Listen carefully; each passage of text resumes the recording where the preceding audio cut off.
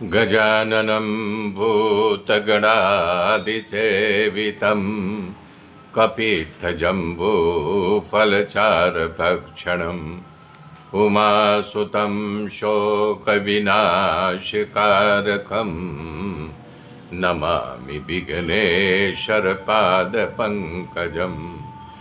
गुरुर्ब्रह्मा गुरुर्विष्णु गुरुदेव महेश्वर गुरु साक्षात् परब्रह्म तस्मै श्री गुरुवे नमः। तस्मै श्री गुरुवे नमः।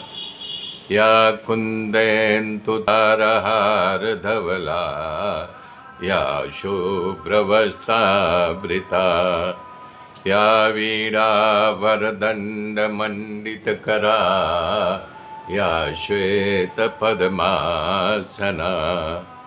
या ब्रह्माच्युतशङ्कर पवित्रभिः देवैः सदा वन्दिता। सा मां पातु सरस्वती भगवती निःशेषजाड्यापः निःशेषजाड्यापः।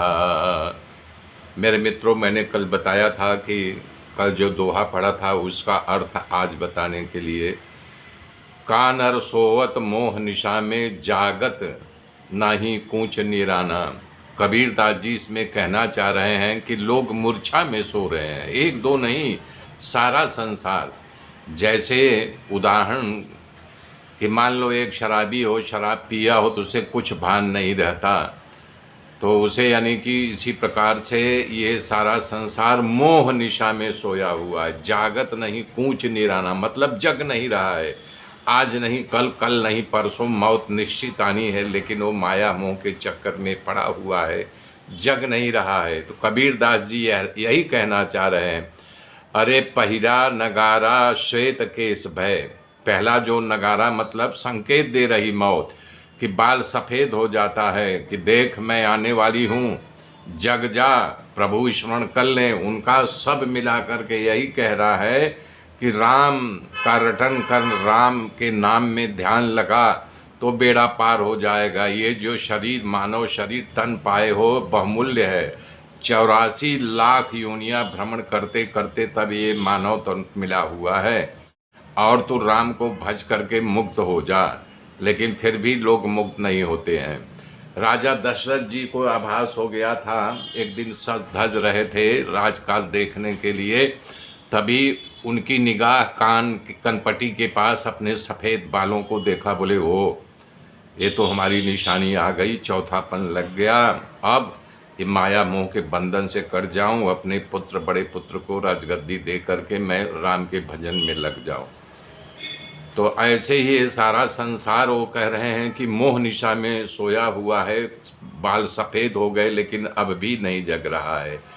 और दूजे बैन सुनत नहीं बाना, दूजे बैन सुनत नहीं काना, दूसरा मतलब कि वो कान से सुनाई देना बंद हो जाता है। कि वो कोई बोलता है तो बार बार बोलते हैं आए क्या, फिर से कहो क्या कहा। नज़दीक ला के सुनते हैं तब उनको अस्पष्ट, अस्पष्ट तो नहीं होता, अस्पष्ट सुनते, बोले अच्छा अच्छा देखूंगा, लेकिन फिर भी वो मोह निशा से जग नहीं रहे हैं। रोज़ मतलब लगे रहते हैं, हमारा ये हो जाए, हमारा वो हो जाए, हम पुत्र के लिए, पुत्री के लिए, अपने बहुओं के लिए कुछ कर लें, फिर भी नहीं जग रहा है। फिर बोल रहे हैं कबीरदास जी, तीजे नैन दिखे नहीं सूझे। बता रहे हैं तीसरा भी संकेत आ जाता है कि नैन से दिखाई देना बंद हो जाता है। कि किसी को भी सामने खड़ा व्यक्ति भी आवाज़ से थोड़ा बहुत आई आई करके पहचान लेंगे, बोले अच्छा तुम हो, हाँ हाँ हाँ हाँ अभी समझ में आया कि हो। नैन से भी दिखाई देना बंद हो जाता है, लेकिन फिर भी माया नहीं छूट रही है।